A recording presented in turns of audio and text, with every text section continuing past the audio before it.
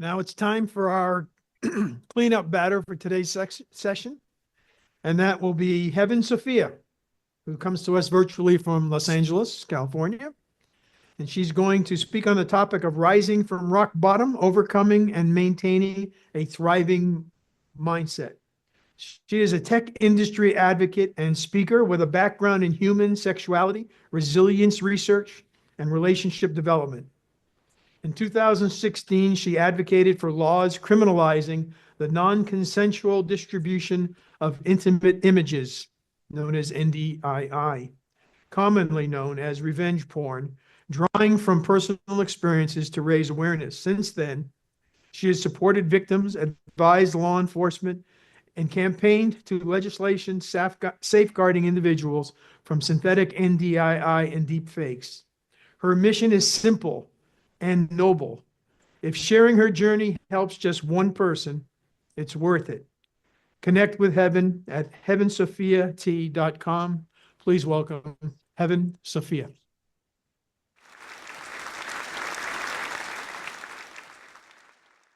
Thank you all for your grace and understanding. And again, thank you for that introduction. My name is Heaven, and I was invited to speak this year by Jamie, and last year I was really fortunate to be invited to speak at Infinite Possibilities.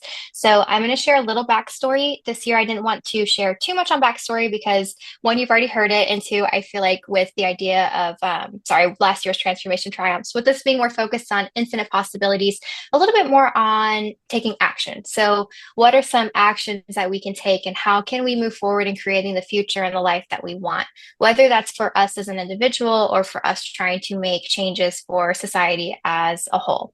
My table of contents looks pretty bleak. And I know whenever you see something like this, it doesn't inspire a lot of positivity. You know, maybe you see certain words and they cause a little bit of a trigger response because you see the word like, when, why does she have porn in her table of contents? But I promise that the focus on this is just to share sort of why did this experience impact me the way that it did? What actions did I take to make the changes that I wanted? And how can you apply those in your own life? So I won't rely too much on my presentation. I really just want it here, or the deck itself. I really just want it to be something that you can take with you and potentially use as a framework if you ever need it, or if you know someone that does. Every single person involved here today either has experienced or knows someone that has experienced some type of domestic violence. So that's part of why this is really an important conversation. But in spite of what you go through, doesn't mean that you can't make big changes. They can't make big changes. And my life today versus where it was 10 years ago, two totally different things. So with that being said, oh, hold on. I think I just lost my presentation because I clicked the wrong spot on my screen. I will go ahead and get started. Um,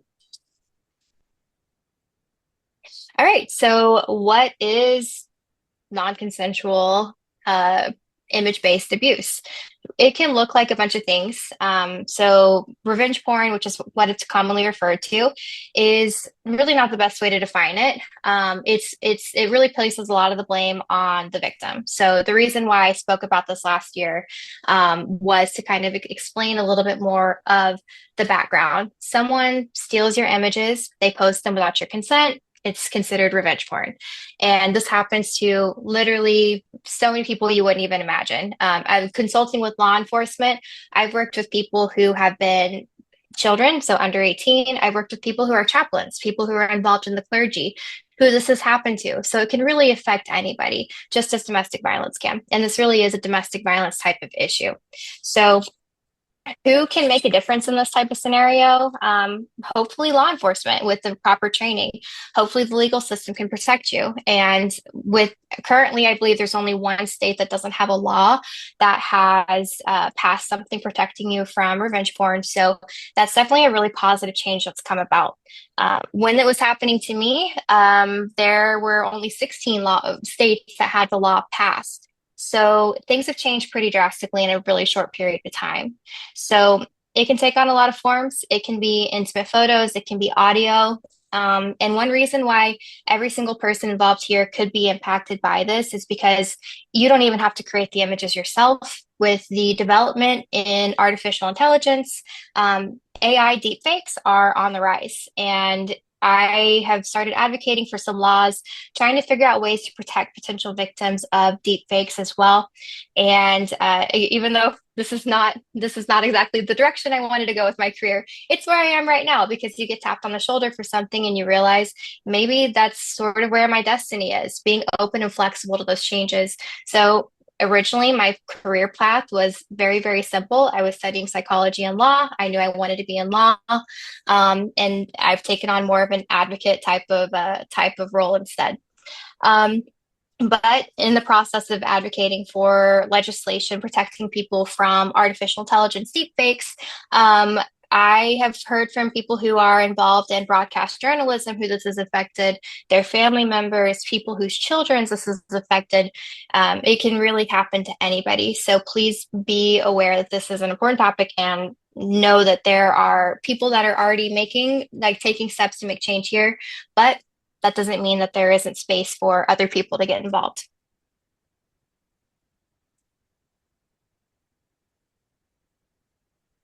One of the biggest things, and this is really common in any type of domestic violence, is what is the primary motivator?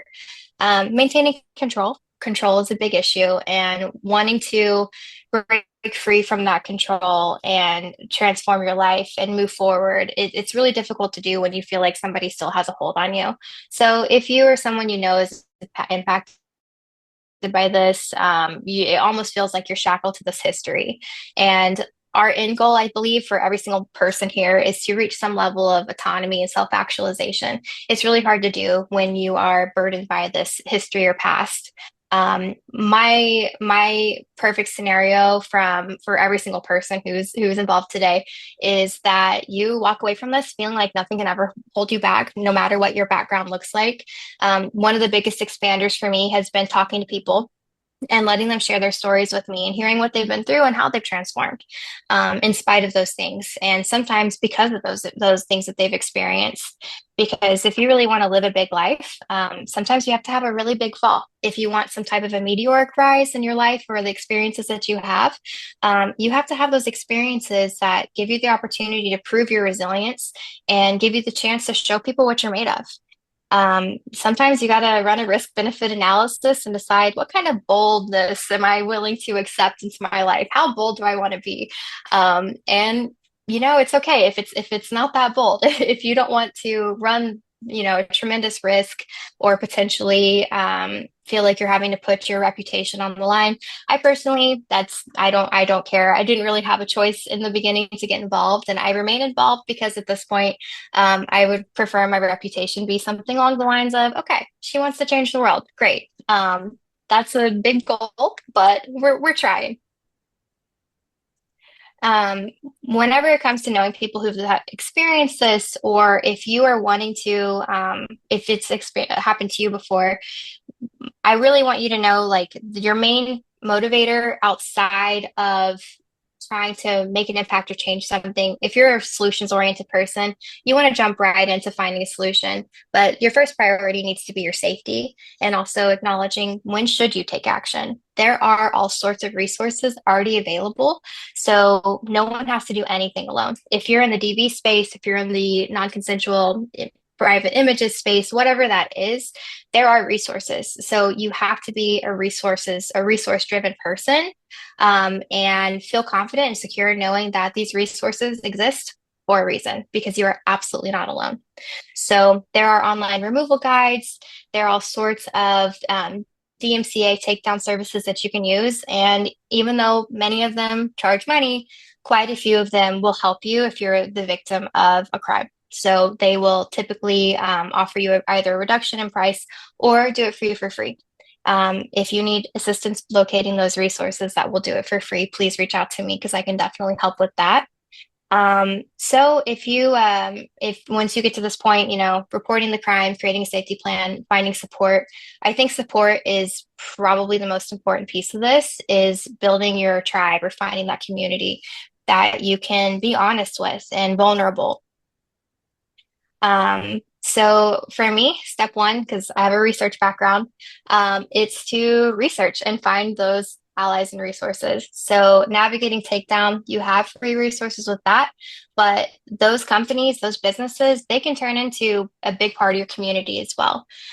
Getting to know the people who are behind the businesses, why they're in it, the motivations behind it, that makes all the difference in the world. You know, if you just go to a regular for-profit business that doesn't offer any type of assistance for people who are struggling or going through some type of cybercrime, I would probably try to avoid those. They're going to be really good, but I feel like most people here, you like that emotional investment.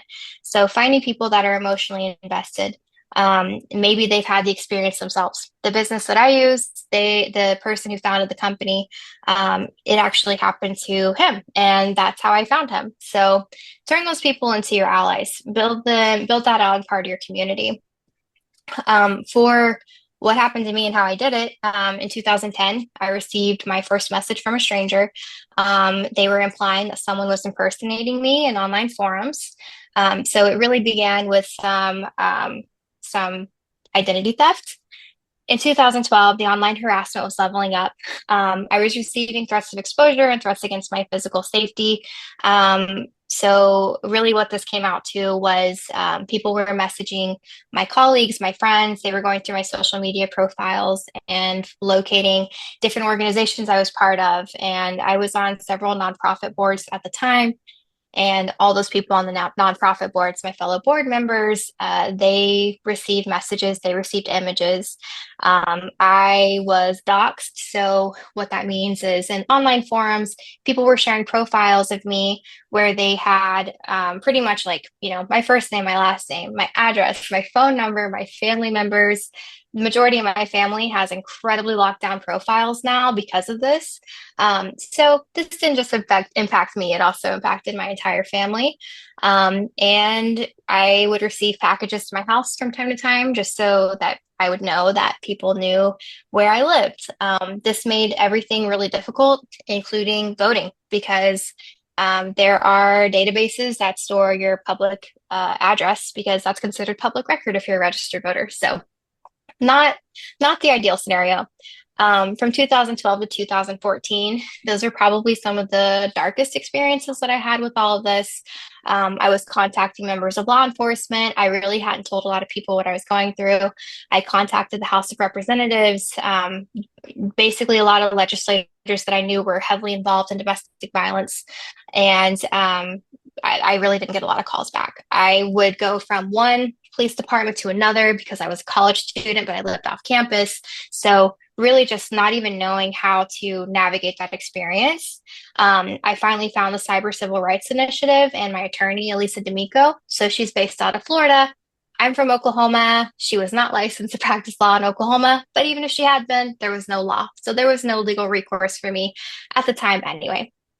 I really reached a point where I was fed up, but consulting with Elisa helped me tremendously because she told me how to navigate conversations and she really helped me polish up. So if you want to change the world, I suggest you polish up. Again, I'm always way too late or I'm way too early.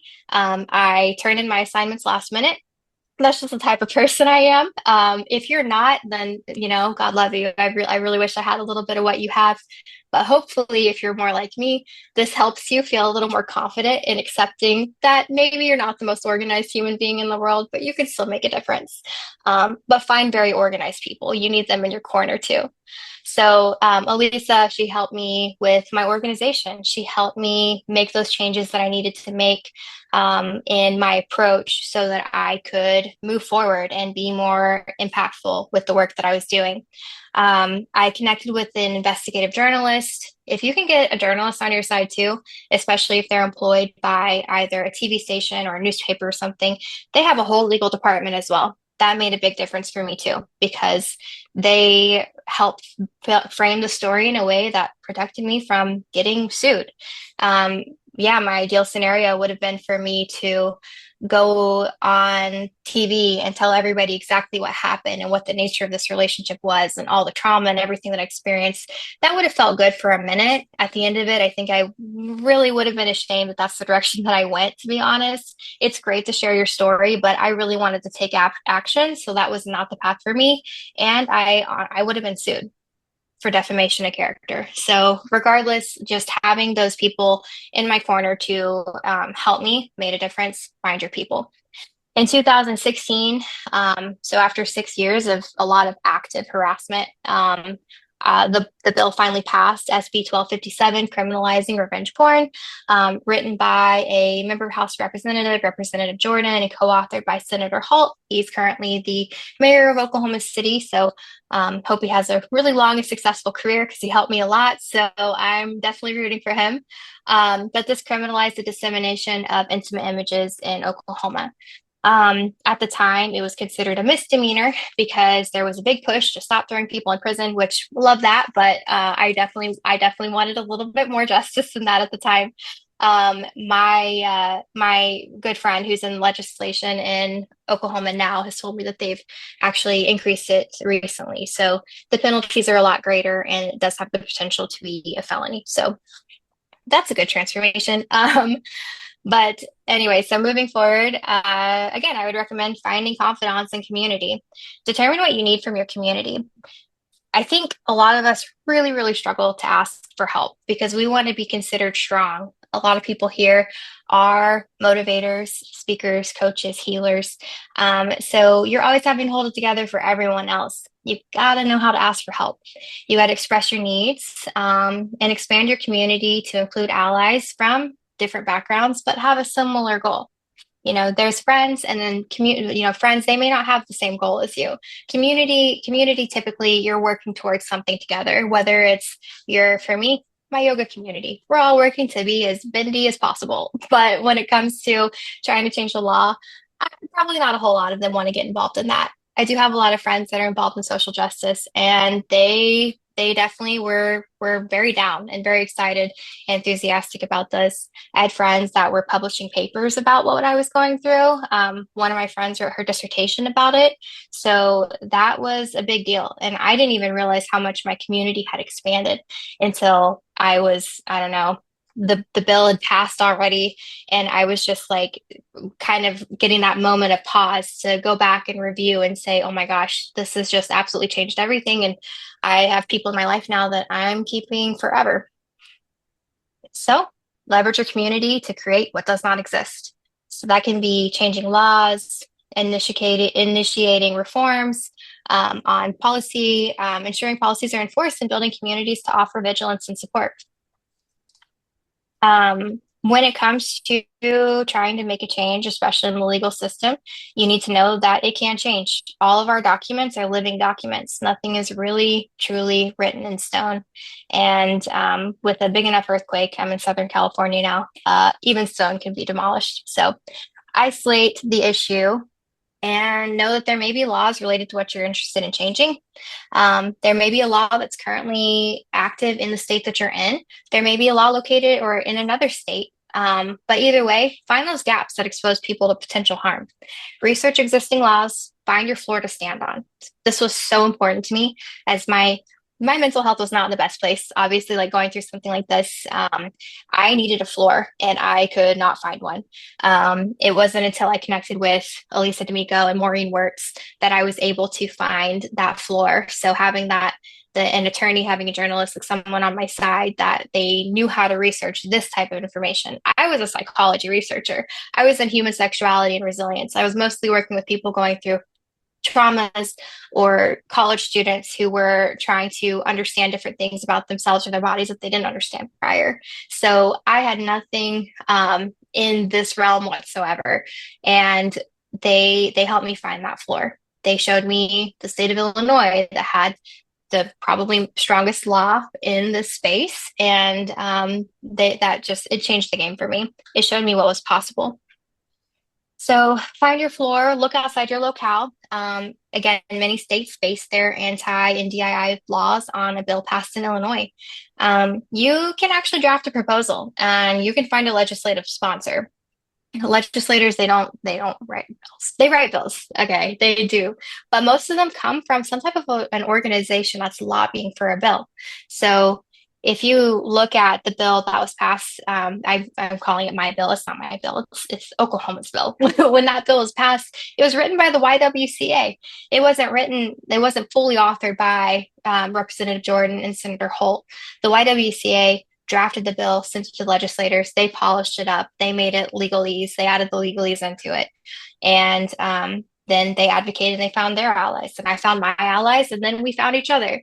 So you can lobby, you can protest, you can challenge things in court, but you can definitely make a difference.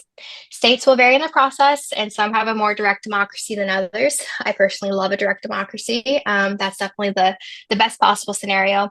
But as long as you're really loud and you're really comfortable repeating yourself, I have ADHD, so I don't usually remember the stories I've told anyway. So I repeat myself a lot.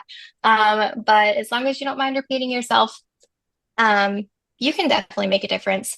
It's kind of like the law of averages. It's definitely something where the process may not always be the cleanest. It's not the most scientific, but eventually you're probably going to get the result that you're looking for. And you can make adjustments along the way, right? Like part of infinite possibilities is being open and being able to kind of go with the flow. Because that high control type of personality is excellent for getting so much done, but it's not always, I would say, the most effective when you're trying to make changes and you have to get creative. So be comfortable with that and get creative. And this is my contact information. So I know I kind of moved a little fast. I wanted to make sure that we stayed on time. I had a couple little handwritten notes that I had here that I thought I'd go over, but I also, again, kind of a free spirit. So sometimes when I start going, I just see where the vibe takes me.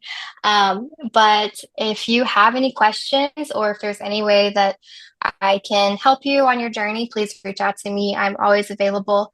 And I definitely would love to learn more about you.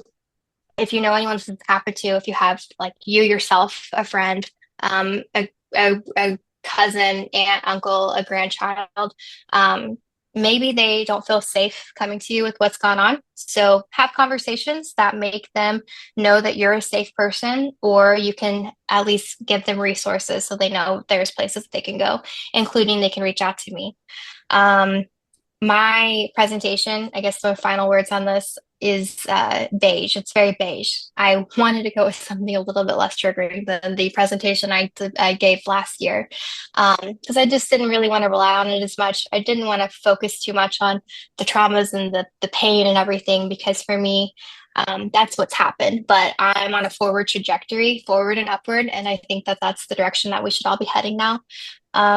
So that is all that I've got. I'm gonna wrap it up here. Thank you all so much for making time for me, and I hope you enjoy the rest of the retreat. And most of all, thank you to Jamie, because you are a saint. Thank you so much for being so patient with me throughout this process, because I'm always late. Wow, wow, wow. Talk about a great presenter, high energy, wonderful performance, fabulous information. And I think it is so sneaky tricky how you've hidden your last name in your email address, TEA. So clever. Do we have any questions now that I've given her tons of accolades? We do have one question online, so it's kind of Thank a you, biggie. Pearl. Take it away. So you'll have a few minutes. I'll just go with the one. Can you tell us about body anatomy, autonomy? Sorry. Can you tell us what body autonomy means and how we can preemptively act to create body autonomy for ourselves? Yeah, absolutely. And I'm not like the expert on this by any means, but for me, when it comes to body autonomy, that just means that you are the person who has ownership over this vessel that you currently reside in. We're all spiritual beings having this 3D experience, and I'm not trying to get too out there with my language here, but ultimately, this is your vessel, so you should be in charge of it. When there's laws being passed over what to do with it, how to do with it, that really should be coming from the government, right? Like it shouldn't be, unless it's a law that's meant to protect us and protect our rights.